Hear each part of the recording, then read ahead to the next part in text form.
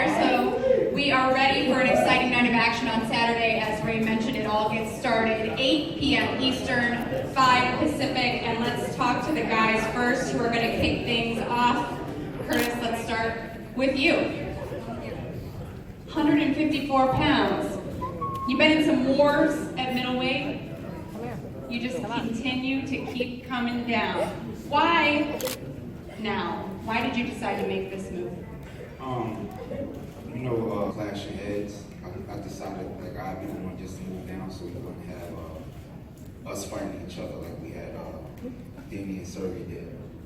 You know, it's a good division to be moving down to. A lot of things shaken up, obviously. You've got Julian Williams, J-Rock, the new undisputed, or unified champ, excuse me. You've got Tony Harrison, who upset Jermell Charlo. That rematch looking to come later this year. And of course, we've got Erislandy Lara, the former champ, who's fighting on Fox again at the end of this month. So it's a good time to be moving to 150. When you look across at your opponent here, do you think that he's going to be on weight, and do you think that he's going to have the speed and power at 154 that he did at middleweight?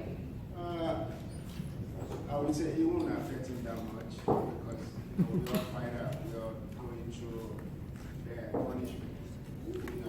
Me too, I was fighting at 147 and I moved up the weight class. We go get on Saturday and get the best recruit. And that's all I can say. I really appreciate you taking the fight. We're looking forward to this one. Let's move up the card. You two very good friends here, Curtis and Marcus. First time you will be fighting on the same card, correct? Right. Yeah, you called him like your big brother. What does it mean to you for that? I mean, it just shows you how life moves and time waits for no man. I remember, like I said, being 16 and watching Curtis and Berto and all those guys, Kid Chocolate headline the Hammerstein Browne. So to be on the same card with him, it's an honor. Things got a little heated there on the stage. I know in the first press conference, a lot of words were said. What happened just here now? What was said and why the tip? Because he was touching me in places, I really don't want to be touched, all over my face, and I called him my son. Because he's my son, and I'm the son of him on Saturday. John, I'm sure you have some words to respond to that. I'm his son. That's so funny. When I was his age, I was already world champion. He was watching me on TV while he was at the Olympics. I'm his son. Come on, man. You will stop lying to yourself. Like, the truth's gonna come out anyway Saturday night. Good luck. That's it. Good luck. You haven't gone, if I'm not mistaken, there hasn't been a third time that you haven't gotten a knockout. It's every 2, then a knockout. You haven't had a knockout in 2 fights. Do you expect to knock him out on Saturday? No pressure, honestly. I'm a punishment, I'll tell you that much. And I'm going to beat his ass, so however you want to go, we're going to go. But yeah, it's going to be a good one. John, you said you expect him to run like a chicken. Listen, at the first press, he said he's gonna knock me out, and now he's switching his phrase. Now he said he's gonna do his best. He's gonna pressure me. He's gonna do his best. Are you gonna run like a chicken and hold like an octopus, or are you gonna fight like a man and try to knock me out for real? Because we all know that you're the best for running like a chicken and hold like an octopus. So what you gonna do right now? Promise the world, promise all the fans that you're gonna fight like a real man this time around. Promise, because you said I'm gonna beat you up. I promise I'm gonna beat your ass. That's what you said. You said you're gonna knock I me promise out. I'm gonna beat your ass. No, you said the first press conference you're gonna knock me out. So promise the world that you're gonna knock me out and fight like a man. I'm promising the world nothing. I promise I'm gonna beat you. I'll beat you down. I know why you can't promise anything. Cause hold on a second. Or give props. I'll give.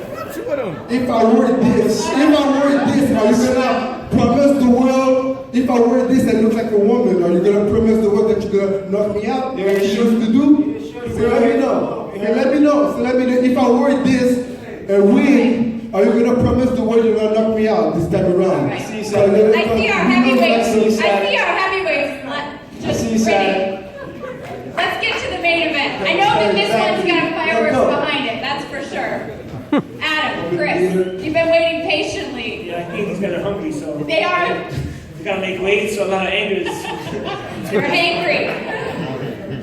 You don't have to let's start with you, Adam. This is your home. The last time we were in Brooklyn, the crowd was red and white. The Polish fans came out to support you. What does it mean to you to be headlining here in Brooklyn on Fox? It's one of my dreams coming true. I grew up when Boggy Center was being built, and that's one of my dreams as an amateur to fight here. And Saturday night's coming true, so I'm very excited.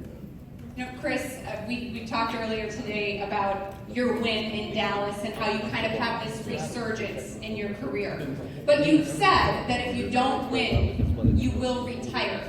Do you stand by that? And is there added pressure in your mind knowing that this could be your last press conference, your last weigh-in? I'm carefree, man. I have no stress in my life.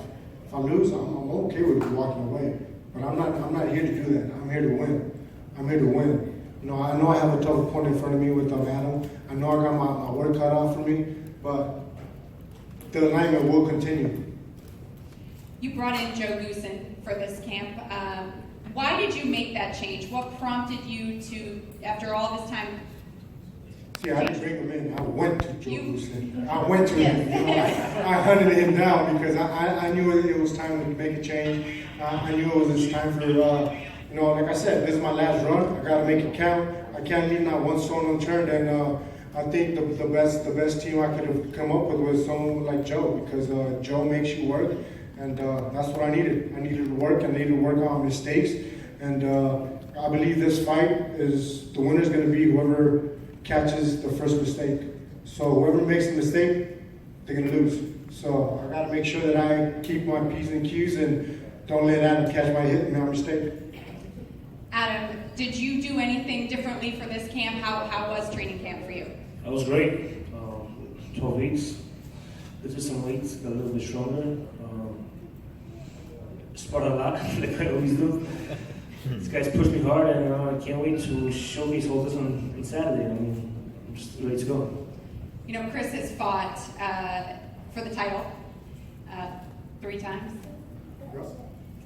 You have yet to do that. Do you feel as though that experience is something that will benefit him, or are you not concerned about him being on the big stage before?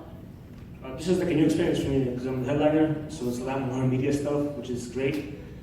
But it doesn't matter. I mean, the ring, it's 2 guys fighting each other, and me and Chris both like to fight, so nobody's gonna run, nobody's gonna hide. I just can't wait to get it over with, to tell you the truth, and just enjoy myself, because I love punching people in the face. As he says it with a smile. You both do. 2 of the nicest guys in boxing. Chris, when you look across at Adam, and you know the kind of guy he is, Yeah. does that make it harder for you to go in there against him? Absolutely not. No disrespect toward him or anybody, you know. I respect everybody outside the ring. Once we're in the ring, we ain't friends no more. Friends is out the door. Friendship's out the door. After the fight, after the bells ring, the final bell, we'll shake hands, give each other a hug, and go on with our lives. The main thing is I want to make sure that I go back to his family, he goes back to his family. But the main thing is I'm here to put on a show. I'm here to put on a show. It's lights, camera, action, time to shine. Looking forward to that. You know, speaking of putting on a show, your opponent has had 15 knockouts.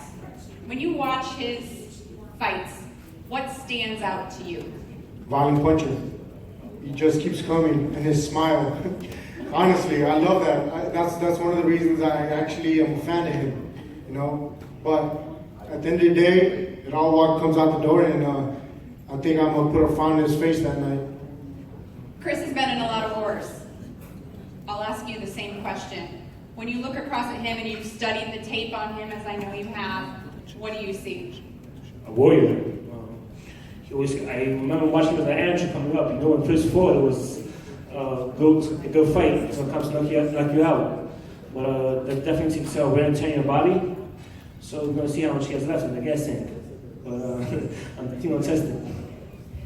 What's your prediction? My prediction is the fans going to get their money's worth. Everybody that's paying a ticket, everyone's going to be watching on Fox. They better tape it because they're going to watch it again and again. You know, we have 2 great undercards, and then our fight. So it's going to be a great fight, and I'm going to be come out with my hand raised, and like I said, the number will continue. Adam, do you knock him out? Yeah, I mean, I know Deontay Wilder is going to be there, commentating. He is. He will be ringside. Right. So I remember last time, after my last fight, when I fought Drew Washington, he was fixing his glasses. I'll make sure he's going to be fixing them again.